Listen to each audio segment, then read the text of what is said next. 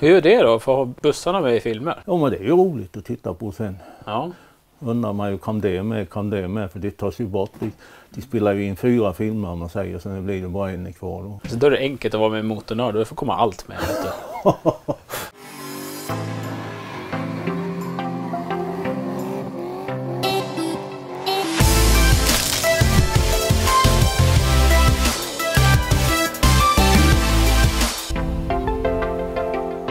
Halloj! Hej! Douglas! Magnus Knutsson. Hej Magnus! Hej. Du har ett intresse för stora saker. Det skvallrar ju om man tittar lite grann till höger här. Jo, det finns ju lite sådana grejer här. Lite är väl underdrift? Ja. Men jag är inte så stor i orden, du vet. Jag har nog aldrig varit hemma hos någon som har så mycket veteranbussar. Ja, men det finns ju inget mer. Nej. Det är några föreningar så som har kanske. Ja. Men ingen privat har ju inte så mycket. Och du har väldigt många, för om man tittar lite grann här borta. Ja, men det är ju 50-tal, det gillar jag ju mycket, 50-talsgrejer och så. Och hur kommer det sig att det blev bussar då? Det bara blev så. Jag var tillfrågad att vara med i lite film och sånt. Jag var med en personbil då, 1978 och sen så ville de ju ha buss då nästa år. Och så har det fortsatt och sen ringde någon annan som ville ha buss och den färgen och den årsmodell och sånt där. Så då har det blivit att jag har skaffat lite sådana grejer. Och då är det en kompis här också som gärna vill vara med i bild. Ja, han vill gärna vara med, den lilla pojken. En liten ja, pojk. Liten här. Jättestor hundare. Ja visst. Han väger bara 68 kilo idag, så det är inte så farligt. När han kommer och rusar in då är det bara att jag hoppar undan. Ja. Annars ligger det ju där. Pappa körde ju buss, det är ju kanske en stor del till att jag har fortsatt med det här med bussar sen han dog, om man säger. Min morfar körde postbuss, fanns det någonting som hette? Ja, men jag har 2 sådana. Har du 2 sådana? Så han gått i Övertorneå. Ja, intressant. Var vill du börja någonstans? Det är, om vi ska börja årsmodell så kan vi börja med den äldsta då. Den äldsta? Ja, och den är ju från 1946 då. Och vad är det för någonting? En Scania Vabis B21 med Hägglunds kaross. Med Hägglunds kaross, vet du. Jag som är från Örnsköldsvik är ju extra stolt över en sån buss. Ja, men jag buss. har många. Det finns ingen som har så många Hägglunds som jag har. Ja. Så det kan ju vara trevligt för dig. Ja. Men det är ju bra karosser. Ja, ska vi börja då med den äldsta? Vad står den? Ja, den står i garage här bakom. Ja, men vi går bort dit och tittar då. Ja. Jag älskar ju formen på de här bussarna alltså. Ja, det är ju det som jag tycker också. Jag har ju den här så det är inte så lätt. Men du kan ju ta... Så en Hägglunds buss? Ja. Så länge har du ägt den här då? Ja, 25 år. Och var hade du hittat den här bussen någonstans? Den var ju uppe i Edsbyn. Det var ju en liten bit att åka, men... Ja.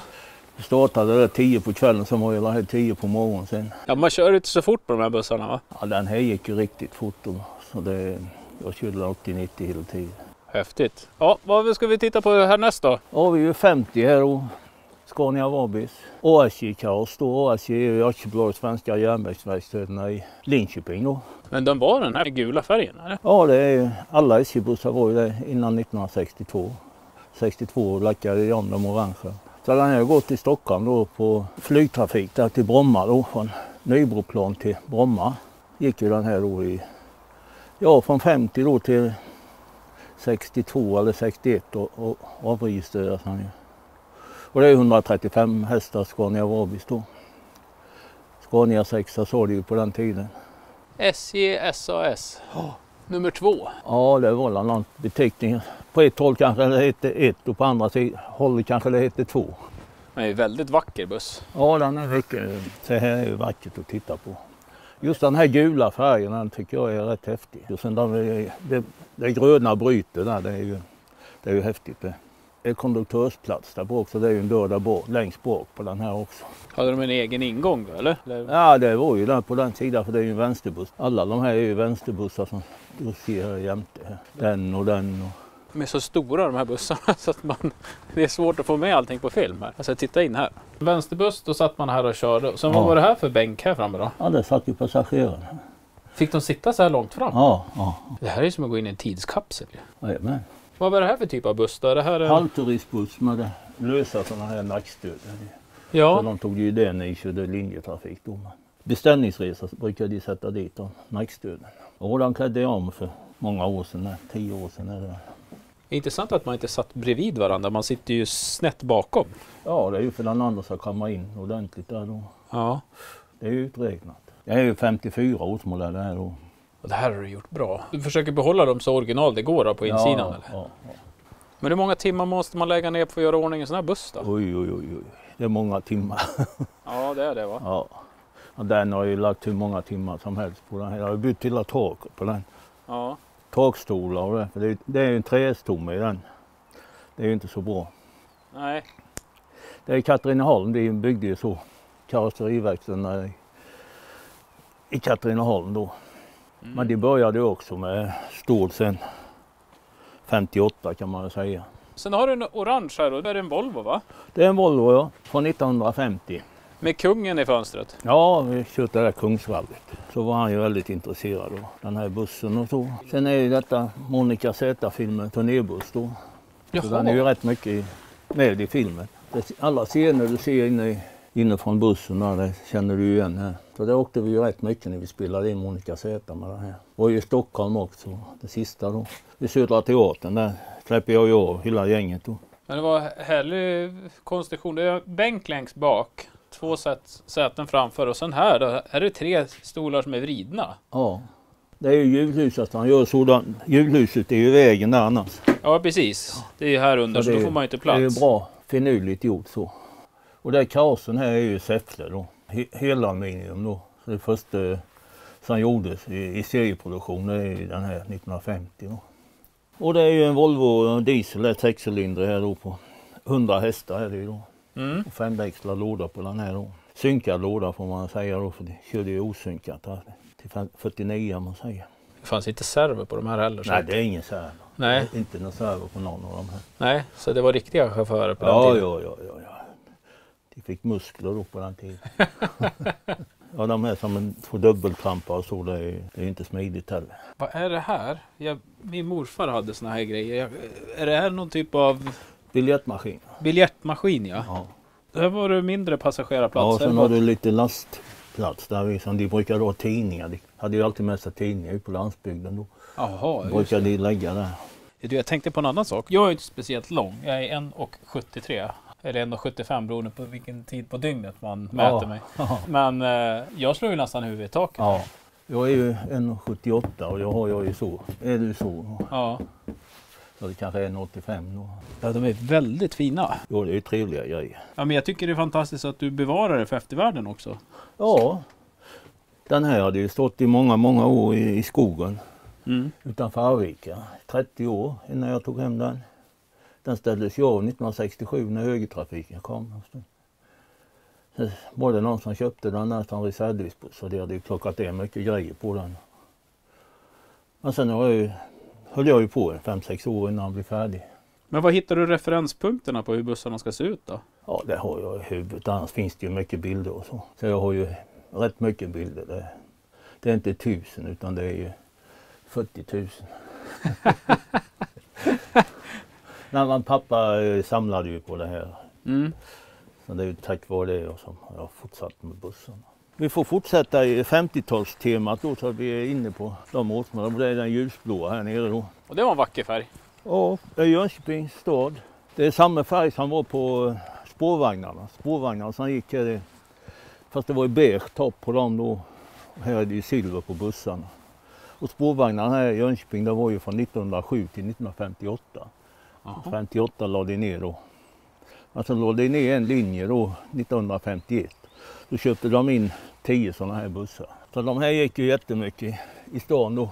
Hur många sådana här bussar finns kvar idag? Alltså, ingen mer sån här. Nej. Det finns inga som står ute i skogen någonstans eller? Nej, inte som jag vet i alla fall. Jag känner ju till det mesta i bussväg.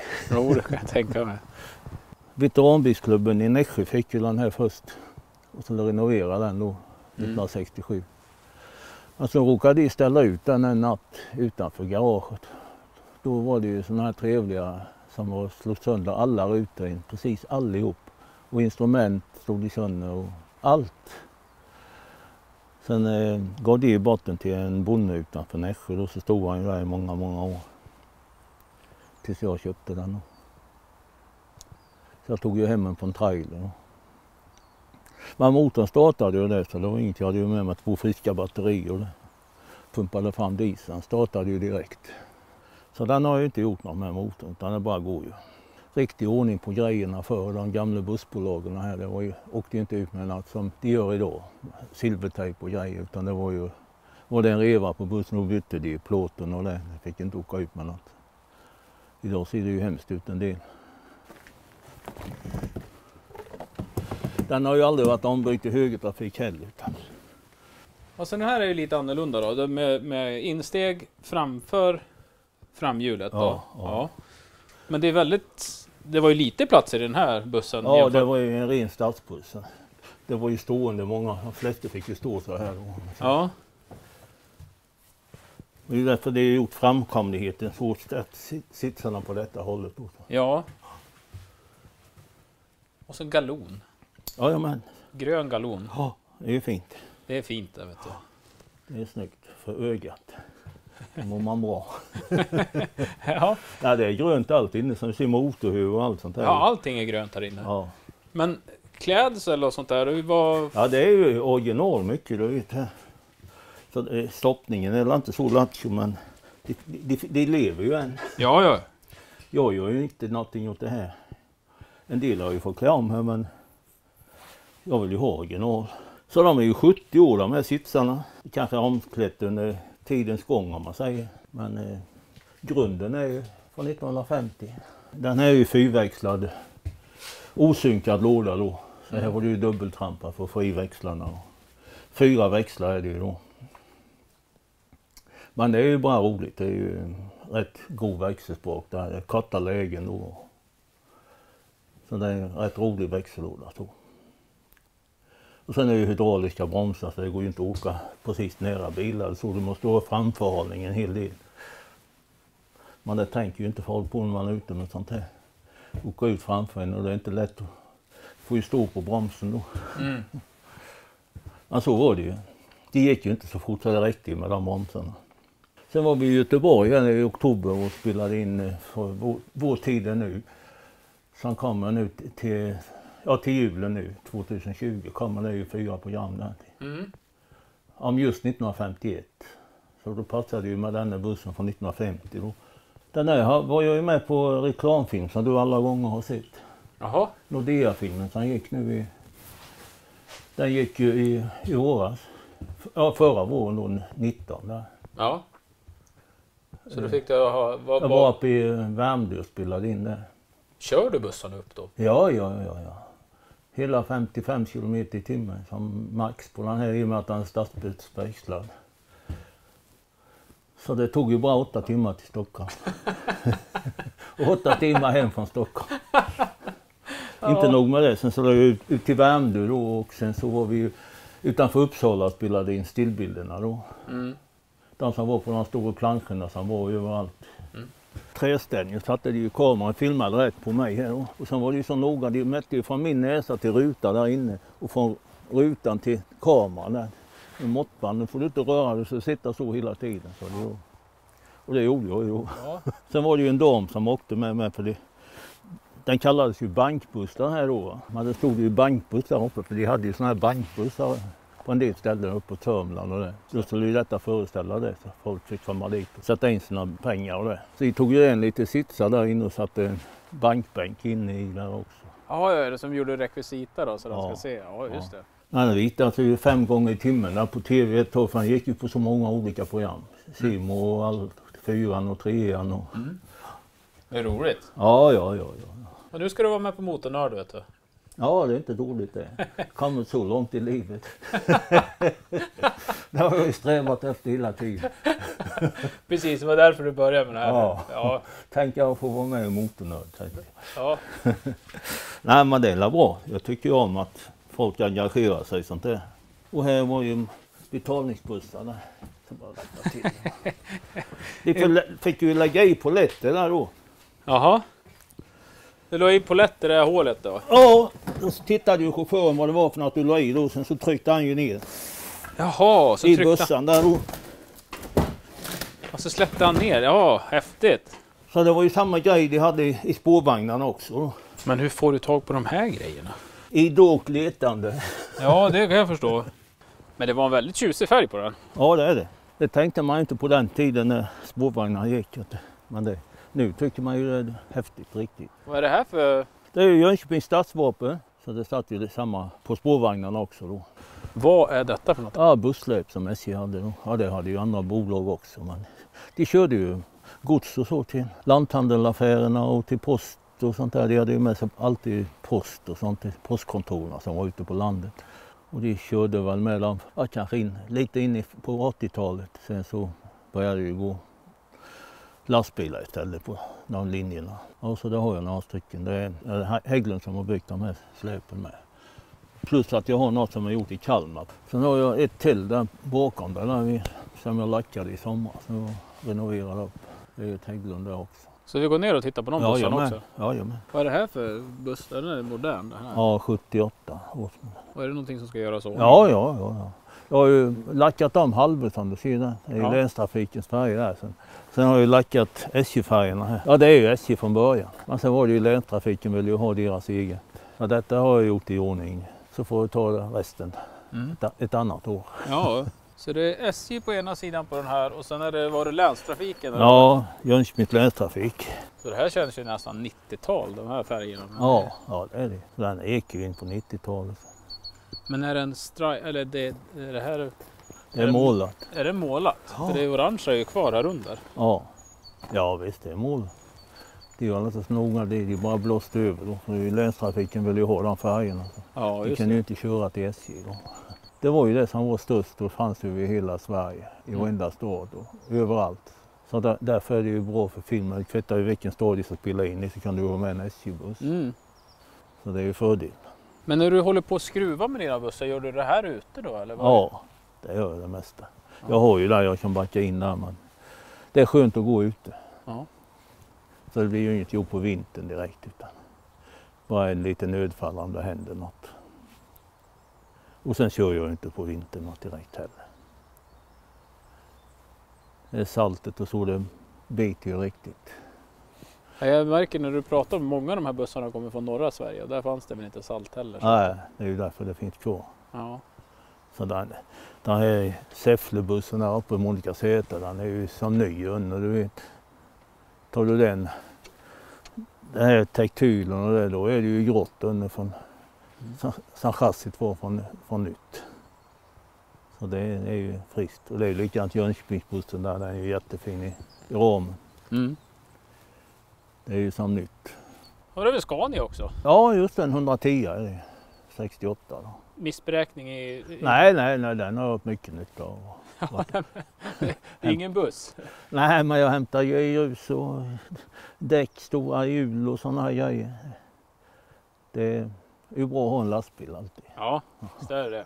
Kan köra 50-tal, för det är lite grann att prata om dem här. Det känns som att det här kommer att bli världens längsta episod, du vet du va? Ja, det är bra. Magnus, vi bryter det här, för jag tror inte ens vi har kommit till hälften av bussarna än. Det är bättre att vi fortsätter i nästa avsnitt. Ja. Så vi säger så. Ha det så länge. Det var det jag ju turnébusschaufför för Ted Gärdestads-filmen då. Jaha. Men sen var han ju med om en otäck olycka 58 och välte ner 40 meter först upp. För de som känner till så ser man ju här på den här stolpen, det är 2,35 då. Det är för en riktig bussnörd ska jag säga.